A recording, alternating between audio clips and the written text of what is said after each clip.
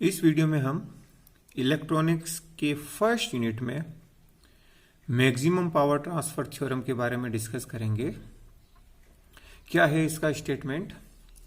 According to this theorem the power delivered to the load from the source will be maximum only when the internal impedance of the source and the load are conjugate to each other।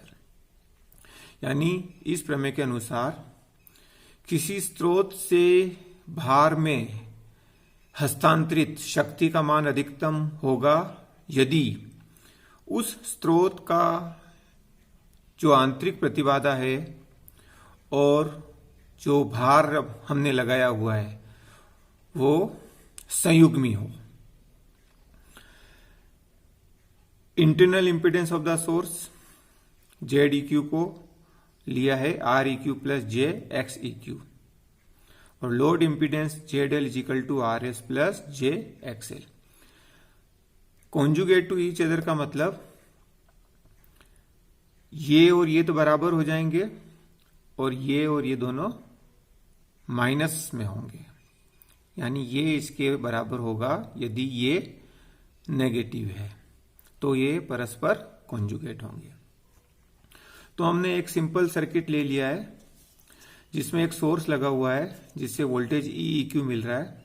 इसका internal impedance ZEQ है और ये load है। यहां से power हम load को दे रहे हैं। तो ये पावर मैक्सिमम कब होगा? जब ये दोनों कॉन्जुगेट होंगे, परस्पर संयुग्मी होंगे। तो ये हम सिद्ध कर देते हैं चित्र से। I किरचॉफ्स लॉ अप्लाई कर देते हैं। I is equal to EEQ upon ZEQ plus ZL। ZEQ और ZL का मान रख दें हम यहाँ।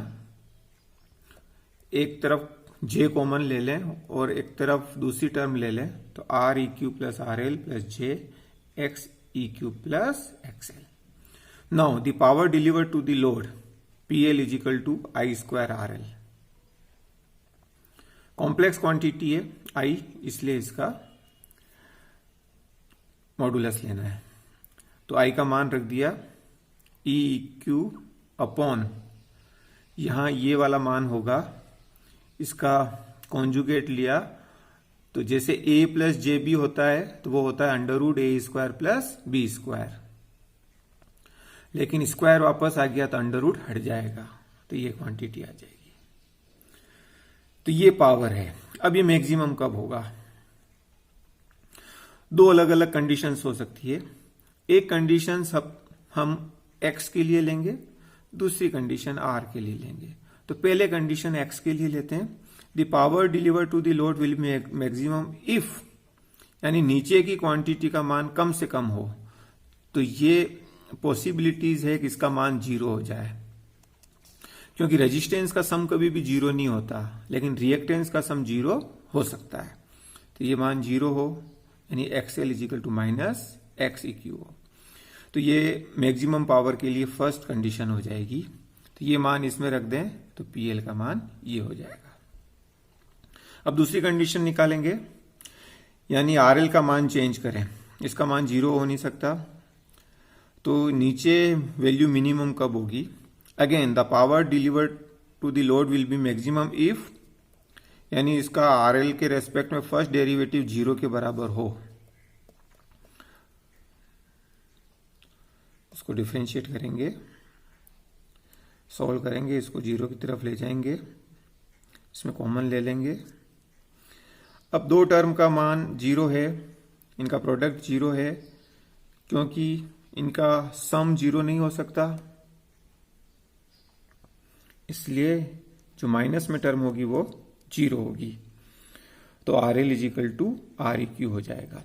ये सेकंड कंडीशन आ जाएगी। तो ये कंडीशन भी हम अप्लाई कर दें तो PL मैक्सिमम का मान ये हो जाएगा, चाहे RL लिखें चाहे REQ लिखें, क्योंकि दोनों बराबर है। When power delivered is maximum, यदि शक्ति का जो हस्तांतरण हो रहा है वो अधिकतम है तो the circuit is said to be matched, तो परिपथ सुमेलित कहा जाता है। Now total power delivered by the source, source से कितना पावर कुल निकल रहा है? सारा पावर लोड में नहीं जा रहा है, कुछ पावर उसके इंटरनल रेजिस्टेंस में भी खर्च हो रहा है। तो टोटल पावर ये उसके द्वारा दिया जा रहा है। तो दोनों का रेशियो ले लें, क्योंकि RL और REQ बराबर है तो रख दें, तो ये 2 REQ हो जाएगा, REQ से REQ कैंसिल, नीचे 2 बच जाएगा 1/2। यानी PL मैक्सिमम जो होगा हाफ ऑफ PS का आधा होगा।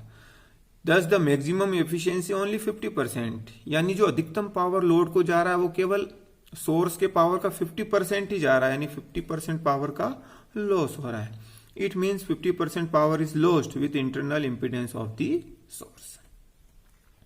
अब हम दूसरी थ्योरम लेते हैं, सुपरपोजिशन थ्योरम, अध्यारोपण प्रमेय। In any linear network consisting of more than one generators and linear impedances, कोई भी रेखीय जाल है उसमें एक से ज्यादा जनित्र जुड़े हुए हैं और रेखीय प्रतिबाधाएं जुड़ी हुई है। The current flowing in element of it, किसी भी अवयव में कोई धारा प्रवाहित हो रही है, किसी भी अवयव में कोई धारा प्रवाहित हो रही है, तो उस धारा के लिए हम मान ज्ञात करेंगे इस प्रमेय से। ये जैसे एलिमेंट है, चाहे ये एलिमेंट है, चाहे ये एलिमेंट है, तो इसमें किसी एलिमेंट में कोई करंट फ्लो हो रहा है तो वो किसके बराबर होगा? Is the algebraic sum of the currents that are separately caused by the flow, cause to flow in that element by each generator provided all other generators are replaced by their internal impedances। यानी इस अवयव में, इस element में कोई current किसके बराबर होगा?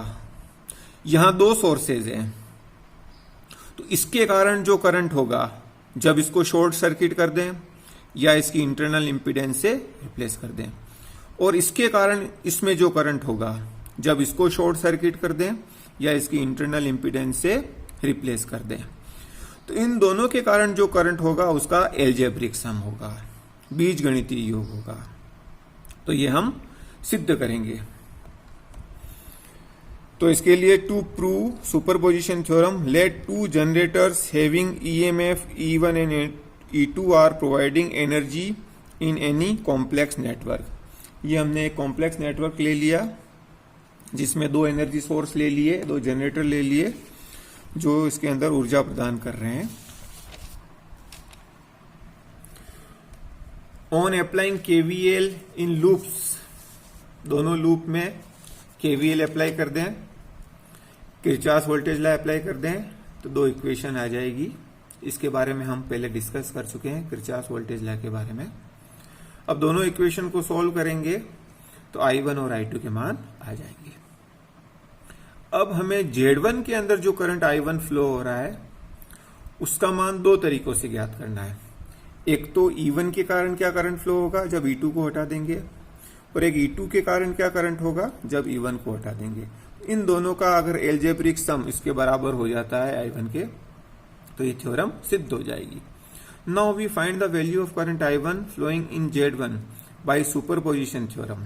फॉर इट, इसके लिए we find the value of current I1 dash in Z1 due to source E1 when E2 is short circuited, and the current I1 double dash in Z1 due to the source E2 when E1 is short circuited।